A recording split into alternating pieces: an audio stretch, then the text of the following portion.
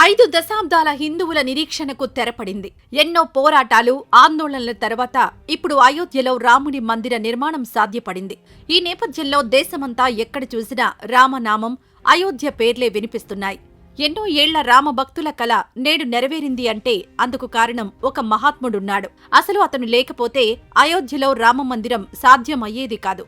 దశాబ్దాల కాలం నుంచి కోర్టులో జరుగుతున్న చర్చలకు ముగింపు పలకడానికి కారణమయ్యాడు. నేడు అయోధ్యలో శ్రీ బాలరామ ప్రాణ ప్రతిష్ఠ జరగడానికి ముఖ్య కారకుడు. ఇంతకు ఎవరా వ్యక్తి అంటే రామభద్రాచార్య స్వామి. ఈయన పుట్టుకతోనే అంధుడు. పాఠశాలలో ప్రతి గ్రేడ్లో 99% మార్కులకు తక్కువ రాలేదు. ఆయన 230 పుస్తకాలు రాశారు. శ్రీరామ జన్మభూమి కేసులో శ్రీరాముడు ఇక్కడే జన్మించాడని నిరూపించేందుకు హైకోర్టులో 441 సాక్ష్యాలనిచ్చాడు. అతనిచ్చిన 441 సాక్ష్యాధారాలలో 437 కోర్టు అంగీకరించింది. ఎన్నో ఏళ్లుగా ముడిపడని రామమందిర నిర్మాణానికి కారకుడయ్యాడు. ఎన్నో ఏళ్లుగా కోర్టులో ఉన్న అయోధ్య రామమందిరం రామభద్రాచార్య స్వామి చెప్పిన తీర్పు వల్లనే శ్రీ బాలరామ ప్రాణ ప్రతిష్ఠ సాధ్యమైంది. రామభద్రాచార్య స్వామివారు అందులై ఉండి కూడా అయోధ్య నిర్మాణానికి కారకులు కావడం విశేషం. ఏళ్లపాటు కోర్టులో సాగుతున్న అయోధ్య శ్రీరామ మందిరం రామభద్రాచార్య స్వామి చెప్పిన సాక్ష్యం వల్లనే రామమందిర నిర్మాణం జరిగింది. అయోధ్య వివాదంలో రామభద్రాచార్య స్వామి ఋగ్వేదంలో శ్రీరాముల వారికి చెందిన 157 మంత్రాలు, వాటికి భాష్యాలను కోర్టులో చెప్పారు. అందుడై ఉండి వేదాలు చెప్పడంతో అక్కడి వారు ఆశ్చర్యపోయారు. వేదశక్తి మహిమ, సనాతన ధర్మం గొప్పతనం గురించి తెలుసుకుని అవాక్కయ్యారు. ఋగ్వేద మంత్రాలకు పదవాక్య ప్రమాణజ్ఞుడైన శ్రీ నీలకంఠ పండితుడు ఏనాడో రాసిన భాష్యం మంత్ర రామాయణం. దీనిలో 157 ఋగ్వేద మంత్రాలకు భాష్యం ఉంది. దీనిలో దశరథుని పుత్ర కామేష్టి నుంచి సీతామాత భూమిలోకి ప్రవేశించే ఘట్టం వరకు ఉంది. వీటన్నింటినీ రామభద్రాచార్య స్వామి కోర్టు వాదనల సందర్భంగా విన్నవించారు. రామ జన్మభూమి వివాదం గురించి కోర్టులో వాదనలు జరుగుతున్నప్పుడు జడ్జీలలో ఒకరు, హిందువులు అన్నింటికీ వేదం ప్రమాణమంటారు కదా, మరి ఆ వేదాలలో రాముడి గురించి ఎక్కడ ఉందో చెప్పమని ప్రశ్నించారట. అప్పుడే అయోధ్య ఆలయం తరపున వాదనలు వినిపిస్తున్న లాయర్ రామభద్రాచార్య స్వామిని కోర్టుకు తీసుకొచ్చి సాక్ష్యమిప్పించారు. అంధుడైనప్పటికీ ఆయన అనర్గళంగా ఆయన ఋగ్వేద మంత్రాలు చదువుతూ దాని భాష్యం చెబుతూ రామకథను వివరిస్తుంటే జడ్జీలతో సహా కోర్టులో ఉన్నవారంతా నివ్వెరపోయారు. అంధుడు, పుస్తకం, మనిషి అవసరం లేకుండా అతి ప్రాచీనమైన ఋగ్వేద మంత్రాలు, దాని భాష్యం చెప్పడం ప్రతి ఒక్కరిని ఆశ్చర్యపరిచింది. అలా రాముణ్ణి గెలిపించడంలో రామభద్రాచార్య స్వామి కీలక పాత్ర పోషించారు. కళ్లు లేని ఈ మహాత్ముడికి ఇంత సమాచారం ఎలా తెలుస్తుందో సామాన్యులెవరూ అర్థం చేసుకోలేరు.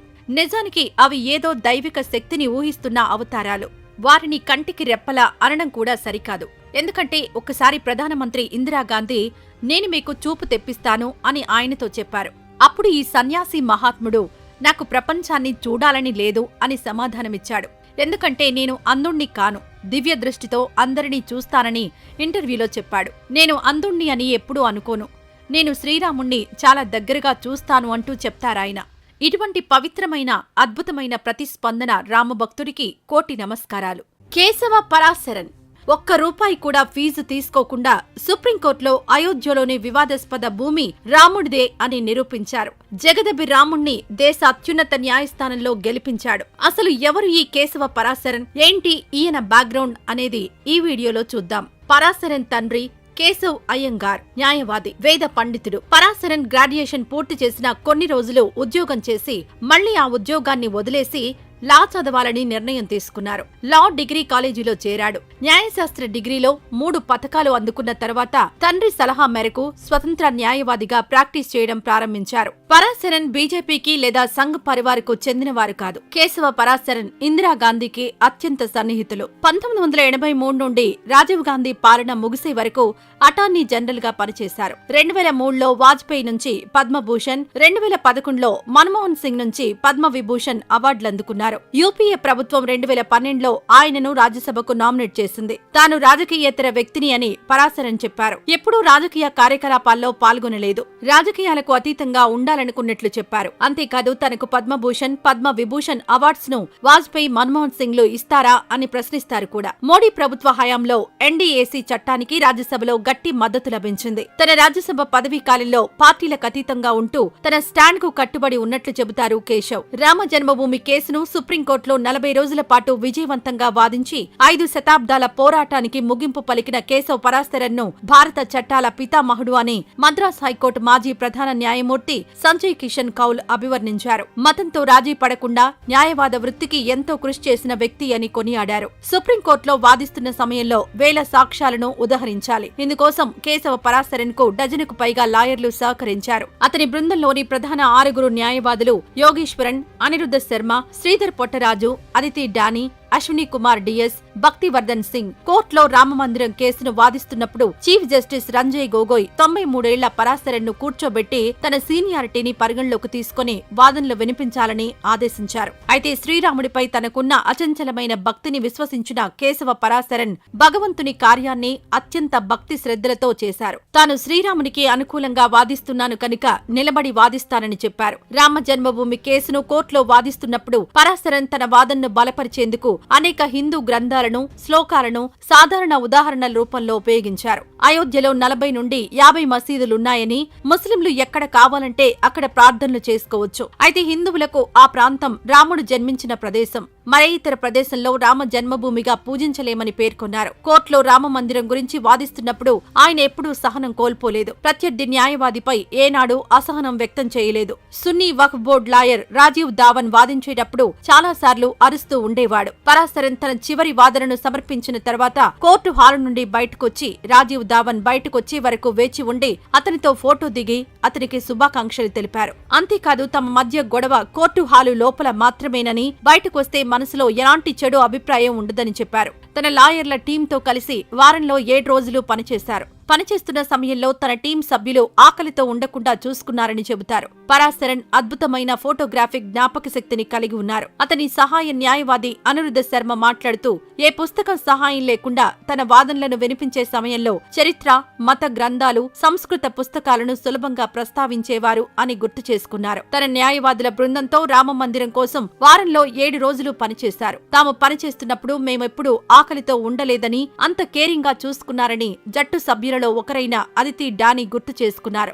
రామమందిరం విషయంలో వాదించడానికి ఒక్క పైసా కూడా తీసుకోకుండా దేవుడి పనికి పూనుకున్నారు కేశవ పరాశరన్. కోర్టులో 8 గంటల వాదన తర్వాత ఆఫీస్కొచ్చి మరుసటి రోజు వాదనకు నోట్స్ రాసుకునే పనిలో నిమగ్నమయ్యారు. అప్పుడు ఆయనకు 93 ఏళ్లు. కేశవ పరాశరన్ అంకిత భావం ఊహకు అందనిది. రామ జన్మభూమి కేసు తీర్పు రోజున పరాశరన్ ఢిల్లీలోని తన ఫ్లాట్ కి తిరిగి వచ్చినప్పుడు ఆశ్చర్యకరమైన సంఘటన జరిగింది. అప్పటి వరకు కనిపించని కోతులు ఒక్కసారిగా కనిపించి చెట్లపై దుముకుతూ సందడి చేశాయి. రాముడి జన్మభూమి ఆయనకే లభించిందన్న ఆనందంతో హనుమంతుడు ఇలా చేశాడని భారత ప్రభుత్వ అదనపు సాలిసిటర్ జనరల్ గా పనిచేసిన ప్రముఖ న్యాయవాది నరగుంద అప్పటి సన్నివేశాన్ని గుర్తు చేసుకున్నారు. రామ జన్మభూమి, శబరిమల కేసుల్లో హాజరయ్యేందుకు రిటైర్మెంట్ తీసుకున్న తాను మళ్లీ నల్లకోటు ధరించానని చెప్పడం సరికాదు. తనను ఈ విషయాల్లో వాదించడానికి దేవుడు ఎంపిక చేసినట్లు, అంతా దేవుడి చిత్తమని తను నమ్ముతున్నారని కేశవ పరాశరన్ చెబుతారు. భగవద్గీతలో భగవంతుడు చెప్పినట్లు ఆయన దయ వల్లనే అంటూ అత్యంత మర్యాదపూర్వకంగా సమాధానమిస్తారు.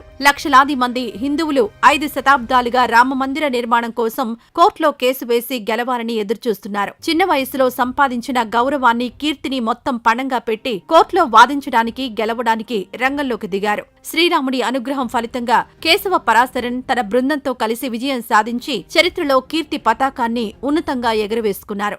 అయితే కేశవ పరాశరన్ మళ్లీ కోర్టుకు రాలేదా అని విలేకరి ప్రశ్నించగా లాయర్లకు రిటైర్మెంట్ లేదు అని కేశవ పరాశరన్ బదులిచ్చారు. ఇక మొత్తంగా 9 పదుల వయసు దాటినా కూడా సుప్రీంకోర్టులో కేశవ తనను గెలిపిస్తాడన్న నమ్మకంతోనే ఆ శ్రీరాముడే ఆయనను తన లాయర్గా పెట్టుకున్నారు. శ్రీరాముడి నమ్మకాన్ని కేశవ వమ్ము చేయలేదు. ఇక ఈ వీడియోపై మీ అభిప్రాయాన్ని కామెంట్ రూపంలో తెలియజేయండి. మరిన్ని ఇలాంటి వీడియోస్ కోసం మన ఛానల్ను సబ్స్క్రైబ్ చేసుకోవడం మర్చిపోవద్దు.